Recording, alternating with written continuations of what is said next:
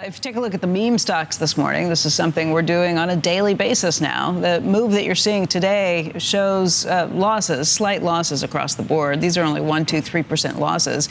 It does come after a 21% gain for GameStop yesterday. That was sparked by a post from Keith Gill, otherwise known as Roaring Kitty, who posted a screenshot of GameStop holdings that appeared to show a large position in that stock and options as well. He posted another screenshot after yesterday's close showing the same holdings, although we should caution that CNBC could not independently verify that the post was made by Gill or that the holdings are authentic. This morning, GameStop shares are down by about 1.4%. In the meantime, E-Trade is considering telling Keith Gill he can no longer use its platform after growing concerns about potential stock manipulation. Sources told the Wall Street Journal that Gill bought a large volume of GameStop options on E-Trade shortly before he reignited a meme stock craze back in May. The report says that E-Trade and its owner Morgan Stanley are concerned about Gill's ability to pump a stock for his own benefit. The Journal also said that the options trade sparked internal discussions at the SEC about whether they could be considered manipulation. Andrew Left of Citron Research, who was burned by his short position in GameStop in 2021, now tells Bloomberg that he is once again short GameStop. He also announced a short position in GameStop back in May, and he said he covered that position and then re-shorted the stock again yesterday. In a tweet, he said Keith Gill's posts this week appear more like manipulation without a solid investing thesis. And he speculated that someone is backing Gill financially. We will tackle that question about manipulation with former SEC enforcement attorney Jacob Frankel. That is coming up in the next hour. The stock opened at 40 yesterday. Yeah. So it closed up 5 at 28. It's not doing much this morning, but it was at 40 where it opened and then went all the way down 12 points. But we try, it's a great gig, and the people on Twitter immediately say, "Oh, Warren Buffett, he bought," it goes up. It doesn't go up 80% after he announces something, or anyone else who comes on. And by the way, you might announce that you own something, and that may boost the stock a little bit. You don't get to buy, 100 options and quadruple the underlying stock so that your options. I mean, he's got a paper. If that's true, what we see with Keith Gill is $85 million profit in like a couple of hours. Days. Yeah. It's a situation where those Reddit forums where the meme stocks were really big back in 2021, and this was where all that was taking place. On Reddit, there is a lot of pushback. I don't know if you saw Kate, who came up with the story yesterday, showing how some of those moderators are pushing back, saying the people in those forums are the ones who got left holding the bag when everything was every time done.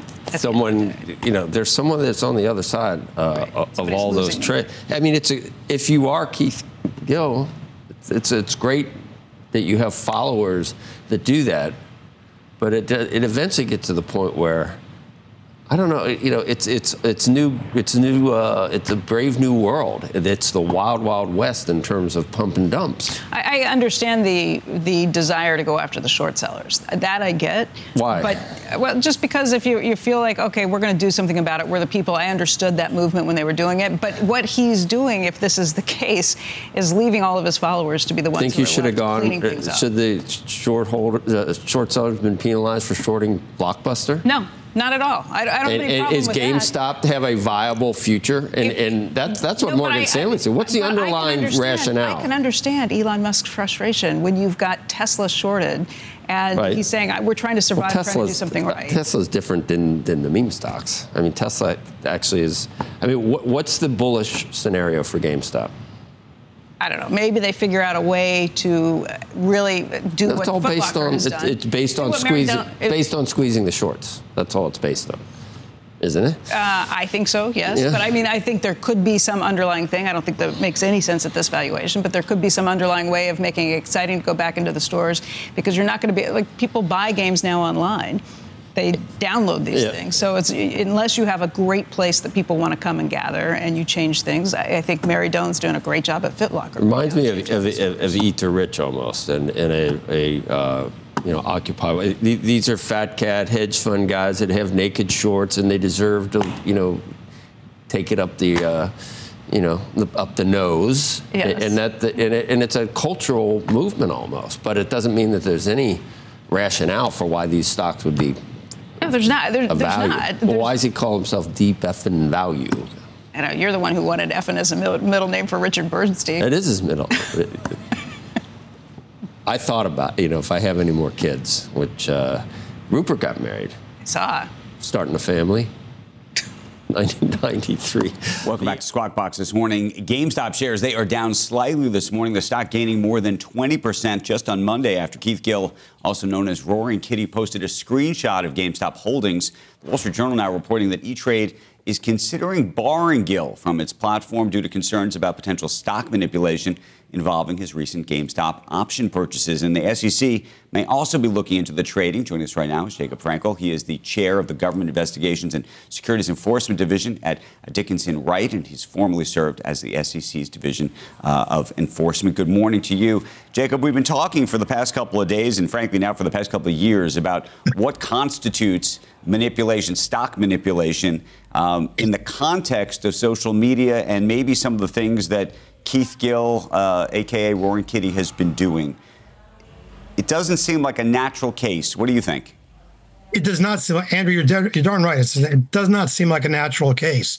And what we're really talking about here is the ability of one influencer, in the case of, in this instance, Mr. Gill, to influence the price of the stock. What the SEC looks at when it's talking about stock manipulation is somebody engaging in activity for the purpose of creating actual or apparent active trading for the purpose of driving the stock in one direction or the other, in other words, up or down, for the purpose of benefiting financially. In other words, the idea is that, the person's engaged in trades for the purpose of creating false or misleading appearance of active trading to create a market. But at the same time, when there's one person doing it, merely by virtue of his presence, we've seen people with personalities who have the ability to drive stocks, drive the market, captivate the market. Good examples are Martin Shkreli, Samuel Bankman-Fried. But at the same time, there is content here for SEC enforcement to look at. What's really interesting is we're hearing that the SEC is looking, but we're not hearing that it's the enforcement division necessarily. So it could also be divisions that are involved, the divisions of the commission that are involved in regulation. Right. But you're right. This is Jacob, a unique what would phenomenon. you be looking? What would you be looking at? And then there's a separate question, which is, do you think the rules are up to date, need to be updated, changed in this new environment? Or do you think that this is just an idiosyncratic aberration? Andrew, let's take your second question first, because the challenge in a liquid market with our markets, I don't think you really can create regulation merely because of the activity of one person. It certainly invites scrutiny. I mean, clearly, Mr. Gill has tripped every wire at FINRA for market surveillance. But to create new regulations merely because someone's presence has the ability to drive the market, I think would have an adverse influence and really would not be productive. What I think the SEC, particularly for the enforcement division, is going to look at is there coordination with others? In other words, when he's trading, do other people know in advance what he's doing? Because there's a recent case that the SEC brought in California involving insider trading. That's a theory that the SEC could further try to extend. When it comes to manipulation, what is the purpose behind all of the activity? Clearly, he's benefiting financially.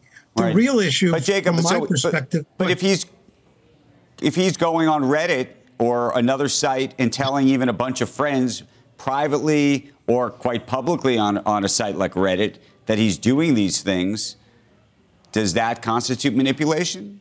Yeah, that's a great question, because if he is telling people in a public forum what he is doing, I don't know that it would constitute manipulation. On the other hand, if he's having private conversations, let's move the price of the stock to X, and he's going to benefit. Maybe there is no change in beneficial ownership. That's something that the SEC specifically looks at when it's talking about stock manipulation. In other words, there's a person using multiple accounts to drive the price of the stock. I mean, this is really a conundrum for the SEC because it's a unique phenomenon. It is contrary to all of the concepts with which we're familiar and always talking about, which are the application of corporate fundamentals, technical trading. Right. This is strictly momentum and social media. Jacob, I am sure there are people watching us right now having this conversation saying, how are you even discussing this? This is happening every day on Wall Street.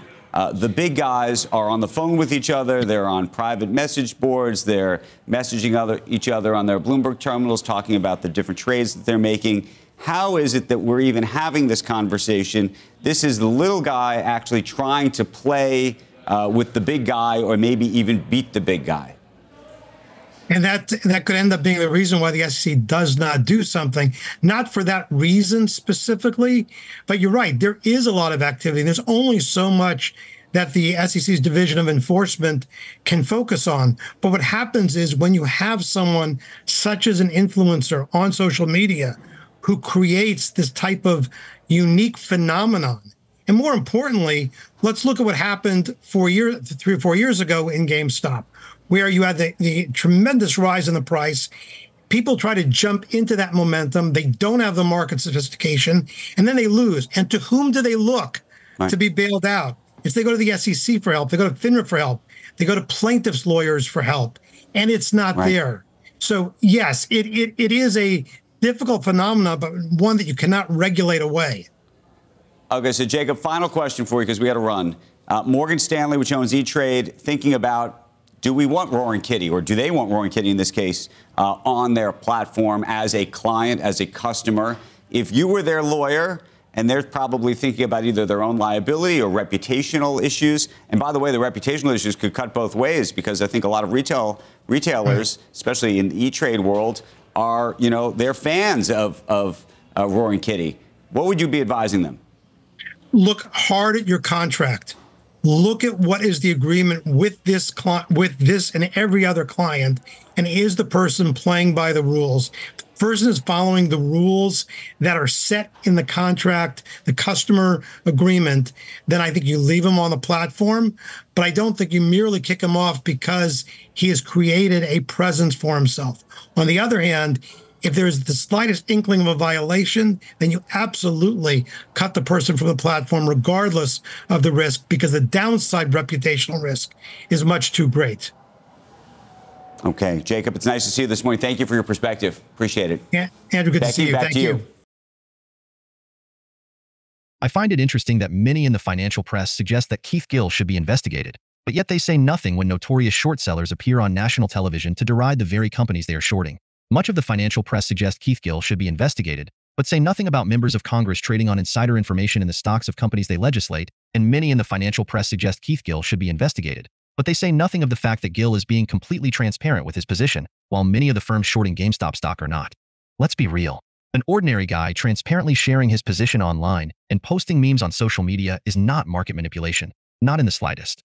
If the financial press really wants to talk about market manipulation, perhaps they should discuss why large portions of individual investors' order flow is being routed off exchange to non-transparent dark pools. Perhaps they should speak about payment for order flow and the insane conflicts of interest it creates and how many other countries have already banned it. Perhaps they should mention that large firms on Wall Street have access to exchanges' better private feeds, while individual investors do not. Perhaps they should discuss market makers being able to inject, quote, infinite liquidity, in the words of Doug Sifu, of any given stock into the market while simultaneously being able to short those very same stocks on the hedge fund side of their business. The financial press and their overlords on Wall Street don't want to talk about any of these things. They would much rather direct the public's attention to a random guy on the internet posting memes than give an account for the actions they engage in on a daily basis. I've said it before and I'll say it again. The financial press cannot stand to see GameStop, AMC, or any other so-called meme stock rally because these stocks are representative of individual investors making their own financial decisions without regard for what the talking heads in the media or what their overlords on Wall Street say. They want you to be quiet and just buy the stocks they say to buy, sell the stocks they say to sell, and do so when they tell you to. GameStop flies in the face of that. GameStop is a constant reminder to the financial press of their waning relevance in the eyes of the masses. As individual investors, what we want is simple, and nothing we're advocating for is beyond the realm of reason. Individual investors want a free, fair, and transparent stock market. We want large institutions to be held accountable for their actions. We want individual investors to have access to the same real-time data from exchanges' better private feeds, which is currently only available to the large firms on Wall Street. We want short sale data to be reported in real time.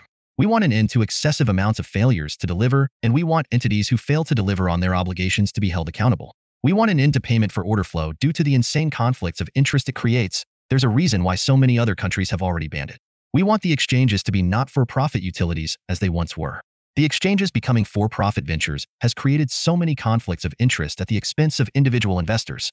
We want increased competition among market makers. And we want all of individual investors' orders to be routed directly to lit transparent exchanges rather than opaque alternative trading systems known as dark pools. Ultimately, it's simple. What we want is a stock market that offers a truly level playing field for all investors. Please leave a like on this video so more people will see it. And while you're down there, please consider subscribing. It's free, and you can always change your mind. Thanks for watching, and hopefully I'll see you in the next video.